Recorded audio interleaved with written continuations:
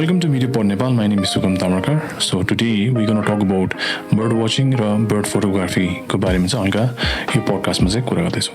So bird watching को कुरा गर्दा चाहिँ what is the difference in bird watching र bird photography भन्ने कुरा पनि आज डिस्कस गर्छौँ.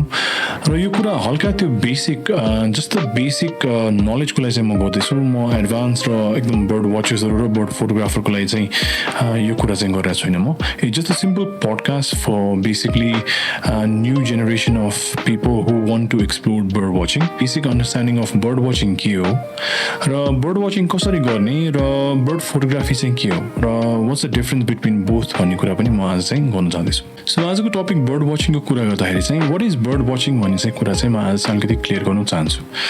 Bird watching भनेको चाहिँ is actually, to be very honest, it is a very profound hobby and it is something which is kind of a most popular recreational activities nowadays in Nepal. Bird watching ko kura गर्दाखेरि, like we've been doing bird watching for many centuries. Our forefathers have been doing bird watching for so many centuries.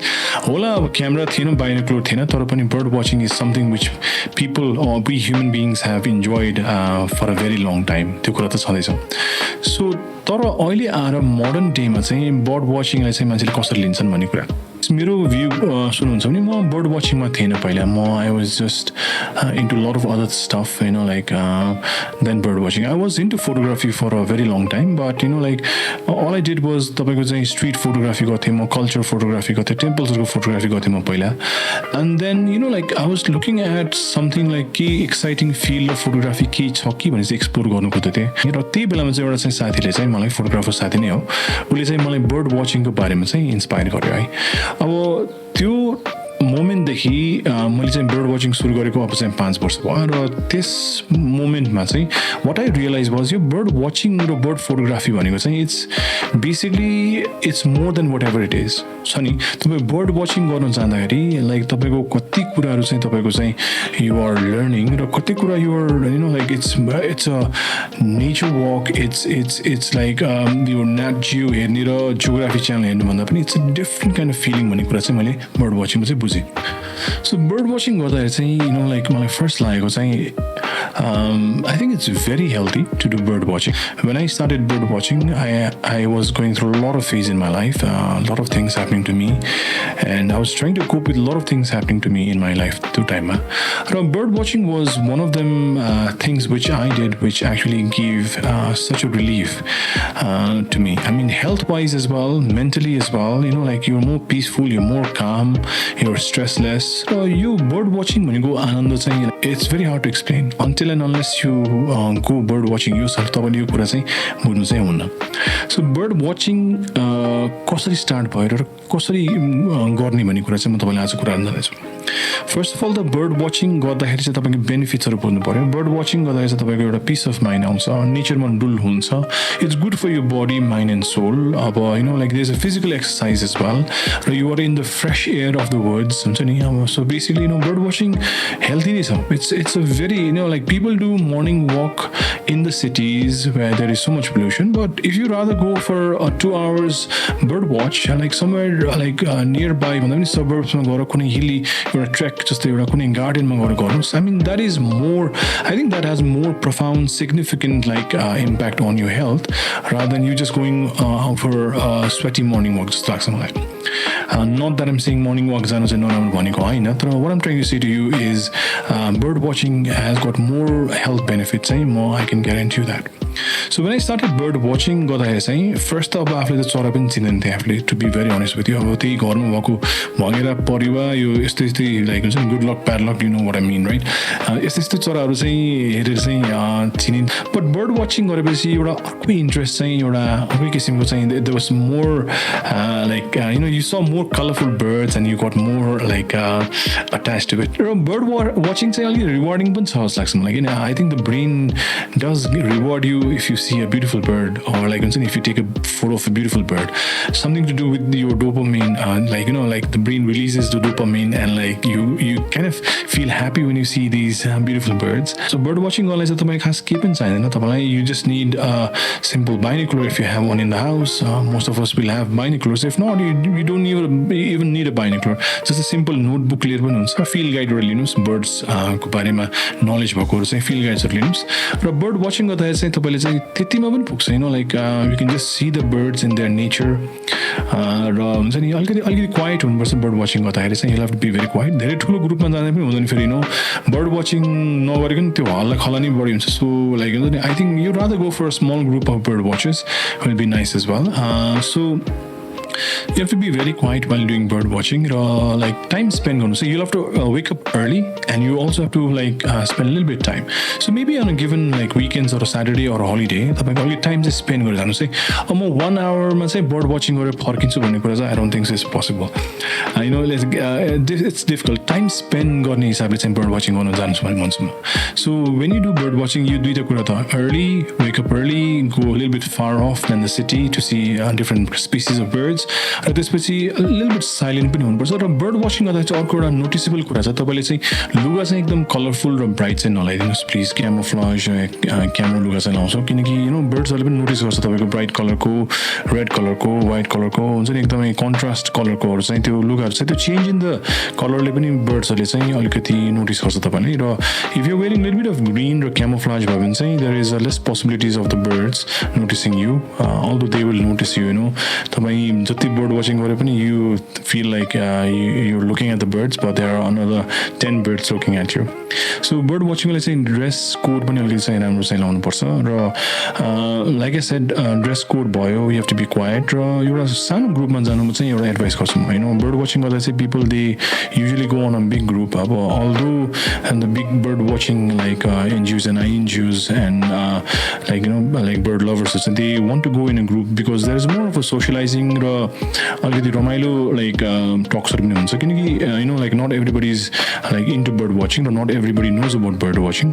तर पनि usually bird watching गर्दा चाहिँ my best advice is to go with less friends, किनकि ठुलो ग्रुपमा जाँदाखेरि honestly भन्दाखेरि ठुलो ग्रुपमा जाँदाखेरि तपाईको हो हल्ला बढी हुन्छ र bird watching कम socializing चाहिँ बढी भएर हुन्छ. सो त्यसले पनि it beats the purpose. So मेरो आफ्नो पर्सनल पोइन्ट अफ भ्यू हो यो चाहिँ है.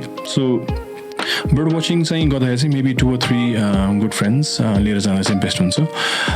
र while going bird watching मा चाहिँ तपाईको चाहिँ सिम्पल लिस्टहरु चाहिँ बनाउने पनि गर्दा बेटर हुन्छ, because you'll see so many birdsहरु र you'll come across so many birdsहरु, त्यो birdsहरु रिपिट देखेको बर्डहरु र नयाँ बर्डको चाहिँ लिस्ट बनाउँदा पनि हुन्छ. फिल्ड गाइड्सहरु, बुक्सहरु रिगार्डिङ बर्ड्स लाइक त्यो पनि बोक्दा पनि हुन्छ. र सिम्पल नाउडेज त मोबाइल युज गर्नुहुन्छ भने you can have an app called Merlin भन्ने एउटा एप छ. त्यो Merlin एपमा चाहिँ तपाईको चाहिँ फोटो खिचेर चाहिँ तपाईले you can also check which bird it is भन्ने चाहिँ एउटा हेर्न सक्नुहुन्छ. So that is there as well. So bird watching is simple. This is a simple guide for like people who want to start bird watching or things like that. About talking about places where you can do bird watching in Kathmandu ko kura haru, although you can do bird watching all around Nepal, right? But if you want to talk about Kathmandu ko चाहिँ hotspot of bird watching भन्दाखेरि चाहिँ it will be definitely Ranibari Community Forest, which is in Lazim part. You have beautiful botanical garden with a full Choki, Godavari, beautiful places. Nagarjun, Sivapuri, all of these places are also nice. And like if you are a little bit far off from the city, less crowded areas or suburbs, you can find a lot of birds. First bird watching you will not know much. Is this worth it? के चरा एउटा सानो चराको लागि के म दुःख खाँदैछु भन्ने पनि हुन्छ. तर like as you gradually develop your taste for birds र like bird watching को चाहिँ एउटा चाहिँ त्यो आइडियाजहरु बिस्तारै डेभलप भएपछि you will obviously enjoy it slowly. I mean like bird watching गर्दाखेरि just imagine गर्नुस् न, like you're looking at a very tiny small bird and like it's going about its business, आफ्नो बिजनेसमा आफ्नो दिनचर्या चलाइरहेको हुन्छ. त्यो सानो बर्डले चाहिँ आफ्नो जीविका कसरी चलाउँछ र उ कति ह्यापी भएर बस्छ र उसको चाहिँ कस्तो थ्रेट्सहरू पनि छ, उसको लाइक कम्पिटिसन्सहरू पनि छ। यो सानो चराले पनि कति कुरा सिकाउँछ जस्तो लाग्छ मलाई चाहिँ। So basically bird watching itself is very interesting एउटा कुरा पनि हो। र अब now let's talk about bird photography बारे कुराहरू। अब बर्ड फोटोग्राफीको कुरा चाहिँ अल्दो बर्ड फोटोग्राफी र बर्ड वाचिङ एउटै कुरा हो खास, तर पनि बर्ड फोटोग्राफीमा चाहिँ अलिकति एक्सटेन्सिभली चाहिँ तपाईँको बर्डको चाहिँ फोटो खिच्ने भन्ने चाहिँ एउटा चाहिँ अर्को चाहिँ एउटा चाहिँ फिल चाहिँ हुन जान्छ।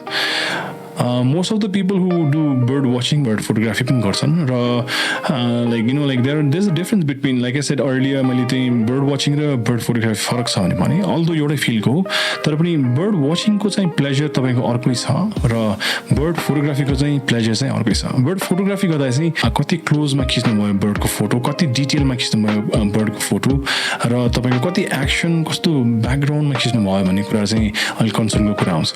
तर हेर्नुहोस् कि बर्ड फोटोग्राफीको कुरा चाहिँ धेरै नजिक पनि जानु चाहिँ हुँदैन। You should not be going too much close to the bird because you will obviously disturb the balance of the nature. त्यसैले चाहिँ यो लङ्गर टेलिफोटो लेन्सहरू चाहिँ युज गर्ने कारण पनि थियो। So you don't have to go लिल be like very close to the birds as well, त्यो कुरा छँदैछ। सो यो कुराहरू चाहिँ बिगिनर्सको लागि चाहिँ बर्ड फोटोग्राफीको चाहिँ बिगिनर्सको लागि चाहिँ you have to remember that you have to have a good gear. Good gear भनेर चाहिँ म तपाईँलाई to be very honest with you है, तपाईँलाई चाहिँ एकदम एक्सपेन्सिभ लेन्सेस र क्यामेरा चाहिन्छ चाहिँ म भन्दिनँ। To be very honest with you, तपाईँको यो सानो क्यामेरा सानो किट लेन्सले पनि तपाईँको बर्ड फोटोग्राफी गर्नु सकिन्छ, पोसिबल नभएको होइन। र पछि लाइक एडभान्स र अलिकति लाइक डिटेलमा खिच्नुहुन्छ भने चाहिँ अलिक बेटर लेन्सेसहरू र अलिकति डिफ्रेन्ट क्यारेक्टरिस्टिक्स भएको लेन्सहरू चाहिँ पछि लिनुपर्ने चाहिँ हुनसक्छ। But that also totally depends upon यो choice of the composition of the photo भन्ने कुरा पनि छ। You have to be very observant, very quiet र तपाईँको चाहिँ you have to have proper gear. ब्याट्रिजहरू पनि चाहिन्छ तपाईँलाई, ब्याट्रिजहरू चाहिँ चार्ज गर्नुहोस् किनकि एउटा ब्याट्रीले नपुग्न सक्छ। Because if you take a video त ब्याट्रिजहरू त चाँडै जान्छ। सो क्यामेराको लागि चाहिँ इफ पोसिबल क्यारी 2 ब्याट्रिज भन्छु म। क्यारी यो प्रपर लेन्स ब्याग, लेन्स र तपाईँको क्यामेरा बोक्ने चाहिँ प्रपर ब्याग लिएर जानुहोस् किनकि you know like while doing bird watching तपाईँको त्यो टेरेन चाहिँ डिफिकल्ट हुनसक्छ। You can go up and down hill, you can slip, you can fall. So camera चाहिँ प्रोटेक्ट गर्नुपर्छ। So basically good bag, camera bag is a must. र त्यसपछि bird फोटोग्राफीको कुरा गर्दा चाहिँ if you want to use, if you hands are stable enough that's fine, but if you want to use a monopod will be also good stable stand पनि हुन्छ तपाईँको लागि फोटोग्राफीको लागि। र समटाइम्स मोनोपोड तपाईँको चाहिँ बर्ड वाचिङ गर्दा चाहिँ you can use it as a hiking stick as well, त्यो that is also possible as well. So bird फोटोग्राफीको कुरा गर्दाखेरि when you take photos of the bird I would definitely advise you to take photos in raw. तपाईँको raw एनएफसीहरूमा चाहिँ तपाईँको चाहिँ that is better किनकि if you take it in JPEG त्यो क्वालिटी अफ द बर्डको photography will be different and you might not get as much detail as you do if you click रमा चाहिँ there is it's a bigger file, it is a bigger file but it will actually give you more details भन्ने कुरा चाहिँ तपाईँले चाहिँ बुझ्नुपर्छ। So bird photography गर्दा चाहिँ र फाइलमा चाहिँ खिच्नु चाहिँ इज द बेस्ट थिङ। जेपेगमा पनि खिच्छन्, I mean like it's no harm in doing JPEG as well, but I personally prefer clicking in raw because it gives you more detail of the birds and the subject, त्यो चाहिँ मलाई लाग्छ। तर साँच्चै भन्यो भने चाहिँ फोटोग्राफीको कुरा गर्दा चाहिँ फोटोग्राफी खिच्ने र एडिट गर्ने कुरा त्यो आफ्नो चोइसको कुरा हो। त्यो हेर्नु चाहिँ कसैलाई मनपर्छ कसैलाई मन पर्दैन, त्यो आफ्नो चोइसको कुरा हो। तर हामीले चाहिँ अब कलरै चेन्ज गरेर बर्डै डिफ्रेन्ट गर्नु त भएन, त्यो अलिकति अनएथिकल हुन्छ। तर एडिट गर्दाखेरि पनि अलिकति आफैले चाहिँ अलिकति आफ्नो चोइस र आफ्नो चाहिँ रिसर्च गरेर चाहिँ यो कस्तो कलरको बर्ड र यो कस्तो हो भनेर चाहिँ एडिट गर्नु चाहिँ बेटर भन्छु। तर you know like you definitely can जज एनीबडी। कोही बर्ड फोटोग्राफरको फोटोग्राफीलाई चाहिँ तपाईँले चाहिँ जज गर्नु चाहिँ मिल्दैन किनकि त्यो उसको आफ्नो पोइन्ट अफ भ्यू हुन्छ, त्यो that is his point of view as in how he wants to present the bird. र आफै फोटो खिच्ने र आफै रमाउने कुरा हो यो bird watching. What you see is not what you actually capture in the camera, you know your eyes see it differently and your cameras do see it differently. That is one thing which you have to pretty much understand as well. So basically, while editing bird photographs, you'll have to be very careful of the colors, the rise of the colors. You have to be like, you have to also remember to click the photos in a natural mode, like, you know, if you do intensive like vivid mode or photo the color of the bird might be different as well. In bird photography, colors are definitely far, you know, like they are are so many small birds which are well defined by the colors, and if you just tend to change or slight change of a color might change the bird itself. त्यो पनि कुराहरु बुझ्नु पर्छ. But that is something which you will understand later on when you actually have a knowledge about like different kinds of birds and their different behaviors छँदैछ. तर bird photography को चाहिँ edit गर्दाखेरि I mean you have to be very careful about the colors as well, and while editing I would say that. But I would also like to say this to you, like bird photography and like and the editing it's totally your choice, like there is not much of a universal rule that example चाहिँ यसै गर्नुपर्छ भने यसै गर्नुपर्ने पनि छैन. So bird photography मा it's your choice. सकेसम्म चाहिँ real र like natural चाहिँ देखाउनु खोज्नु चाहिँ is a art. तपाईले edit गर्दा चाहिँ Lightroom मा चाहिँ गर्दा चाहिँ best भन्छ. So some people prefer doing Photoshop as well, and some people prefer doing Photoshop and Lightroom mix as well.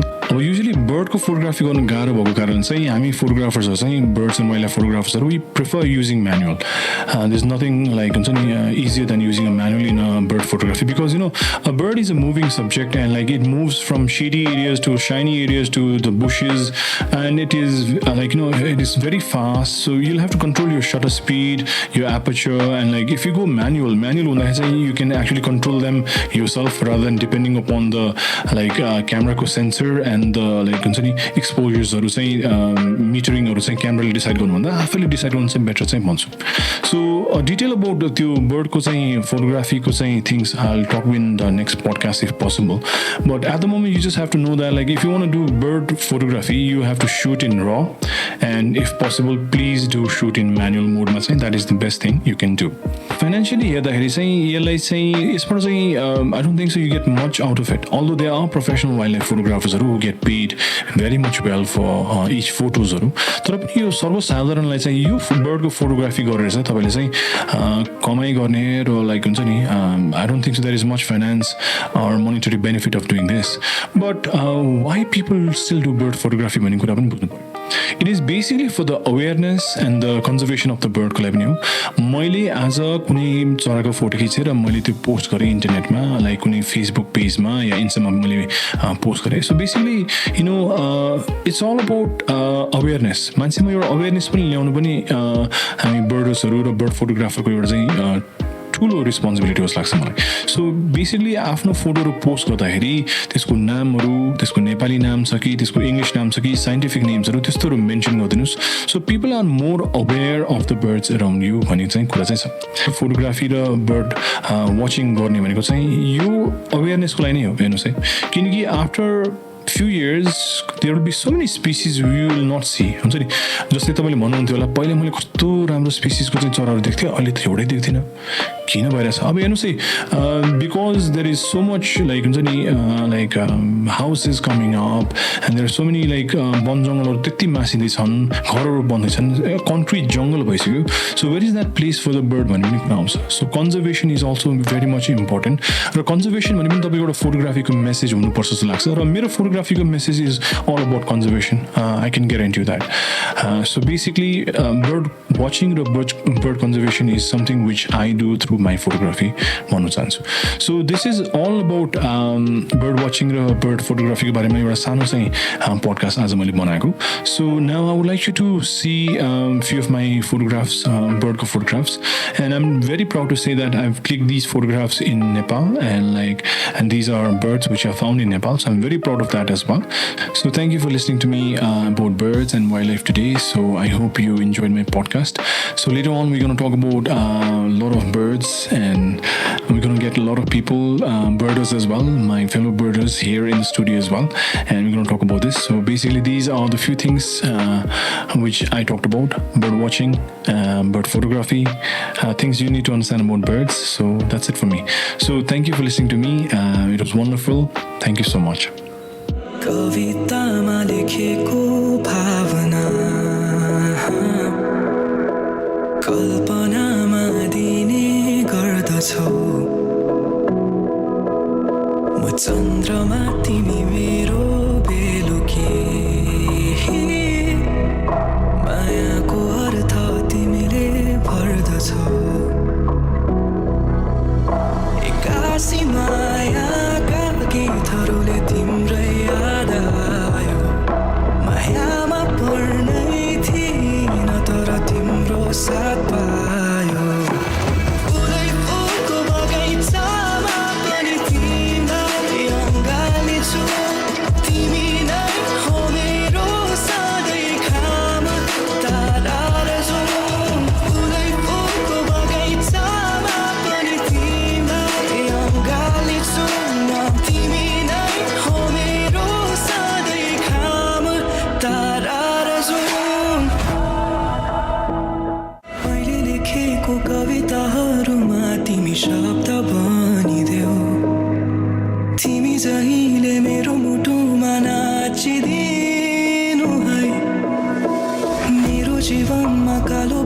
छाए घाम